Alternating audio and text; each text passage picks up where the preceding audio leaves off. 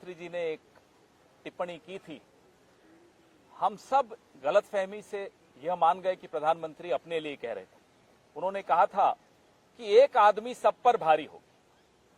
हमने सोचा वो अपने लिए बात कर रहे हैं, क्योंकि हमेशा प्रधानमंत्री अपने लिए ही ज्यादा बात करते हैं, आई मी माई सेल्फ प्राइम मिनिस्टर। लेकिन अब समझ में आ रहा है कि वो टिप्पणी उन्होंने अपने लिए नहीं की थी, रिंग मास्टर गोगो के लिए की थी। कौन है ये ring master Gogo? Ring master Gogo उनके दोस्त हैं गौतम अडानी। ये टिप्पणी गौतम अडानी के लिए की थी। वो एक आदमी, वो एक दोस्त पूरे हिंदुस्तान पर भारी हो गया, हिंदुस्तान की कैबिनेट पर भारी हो गया, हिंदुस्तान की संसद पर भारी हो गया। और वैसे हम उनको धन्यवाद भी देना चाहते हैं गौतम अडानी जी को। गौतम अडानी जी की वजह से देश के नौजवानों को रोजगार मिला या नहीं मिला वो तो आप जानते हो। इस देश के कैबिनेट को जरूर रोजगार मिल गया, हर मंत्री को बोलने का मौका मिल गया। नहीं तो फीते भी प्रधानमंत्री काटते थे, श्रेय भी हर चीज का प्रधानमंत्री लेते थे। अब धन्यवाद हो गौतम अडानी जी का कि मंत्रियों को बोलने का मौका मिल रहा है। एक मंत्री थी, है अभी भी, जब वो गैस सिलेंडर पर बैठती थी यहां सड़कों पर, तब वो मंत्री नहीं थी।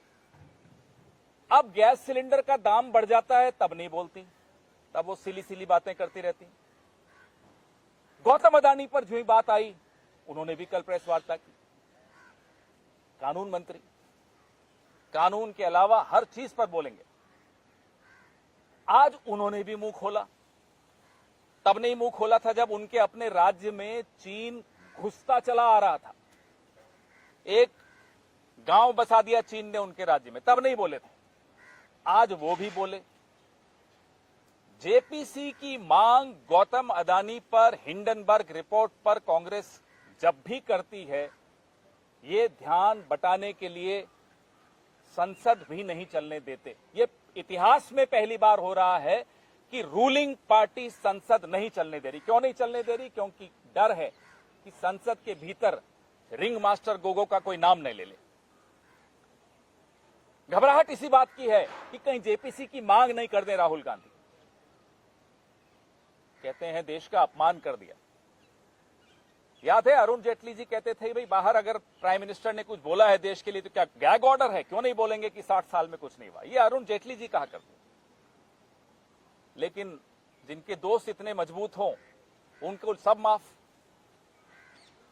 विदेश में कैम्ब्रिज यूनिवर्सिटी में भारत के छात्र पॉलिटिकल रिसर्च करते हैं, हर तरह की चर्चा करते हैं, गूढ़ चर्चा करते हैं।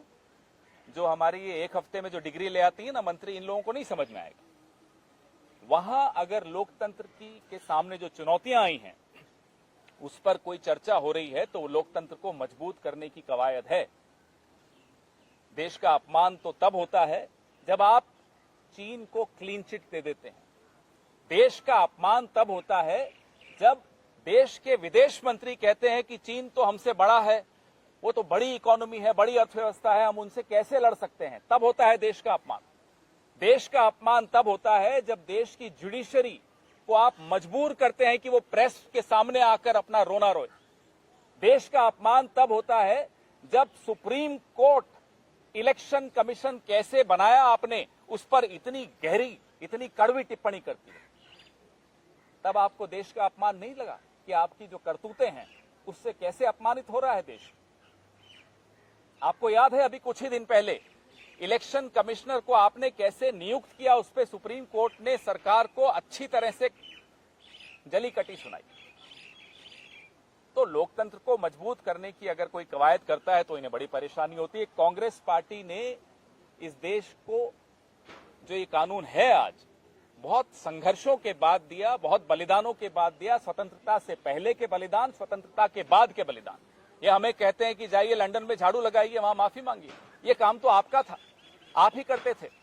जब अंग्रेजों का राज था तब यही कर रहे होते थे। आप माफी भी मांगते थे, चिट्ठी भी लिखते थे,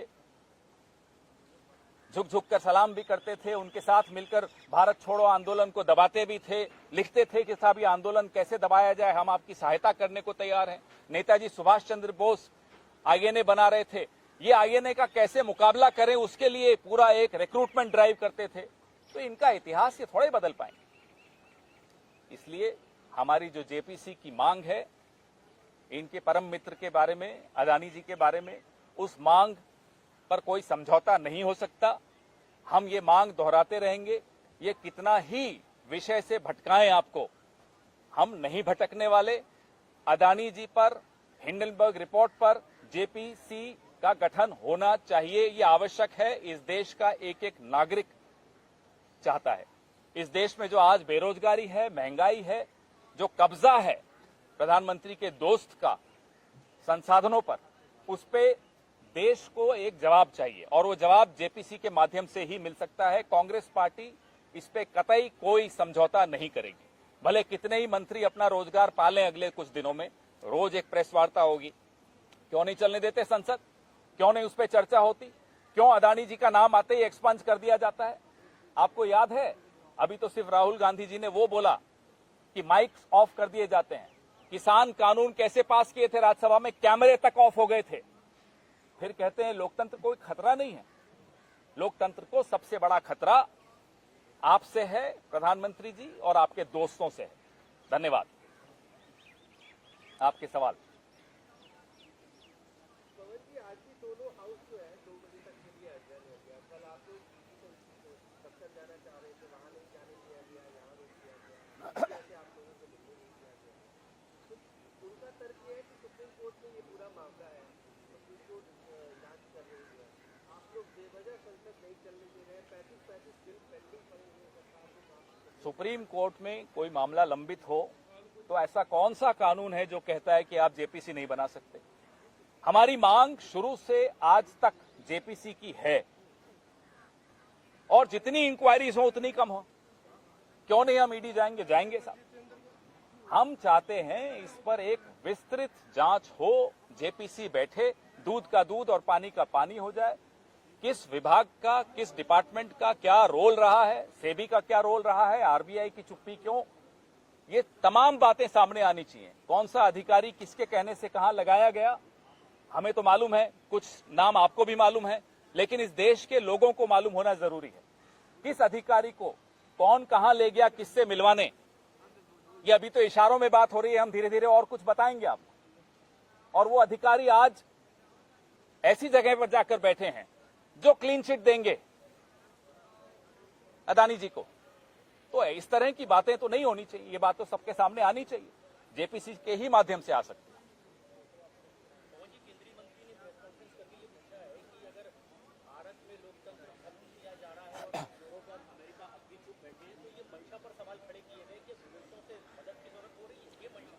बहुत स्पष्ट तौर पे राहुल गांधी ने कहा और मैं दोहराता हूं और हम सबको बार बार दोहराना चाहिए, भारत के 140 करोड़ लोग सक्षम हैं अपने यहां के लोकतंत्र की रक्षा करने में। भारत का लोकतंत्र पूरे विश्व का एक, जिसको पूरा विश्व देखता है, लार्जेस्ट डेमोक्रेसी के नाम से जाना जाता है। हमारा लोकतंत्र पूरे विश्व के लिए गहना है। तो उसके बारे में चर्चा पूरा विश्व कर रहा है, करता रहेगा। जब आप रेड डालते हैं मीडिया हाउसेस पर, विदेश के मीडिया हाउसेस पर, अपने देश के जर्नलिस्ट को आप जेल में डाल देते हैं कितने कितने महीनों तक, तब आपको क्या लगता है विश्व देख नहीं रहा? आपको बिल्कुल देख रहा होता है। तो अगर उस पर सवाल उठ रहे हैं और उस पर चर्चा हो रही है तो आपको घबराना नहीं चाहिए। चर्चा से लोकतंत्र मजबूत होता है। वो संसद के भीतर चर्चा हो, संसद के बाहर चर्चा हो, चर्चा से लोकतंत्र कभी कमजोर नहीं होता। चर्चा को दबाने से लोकतंत्र कमजोर होता है।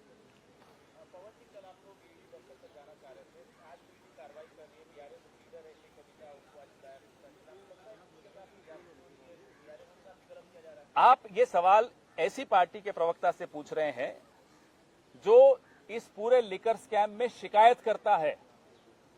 दिल्ली प्रदेश कांग्रेस कमेटी के अध्यक्ष गए थे लिकर स्कैम की शिकायत करने उपराज्यपाल के पास, उसके बाद इंक्वायरी हुई है। आप क्या चाहते हैं कि हम पहले शिकायत करें और जब कार्रवाई हो तो हम कहें कि साहब गलत हो रही है कार्रवाई? शिकायतकर्ता से ही आप उम्मीद करते हैं कि हम कविता या अरविंद केजरीवाल के साथ खड़े होंगे, तो आपकी उम्मीद थोड़ी गलत है।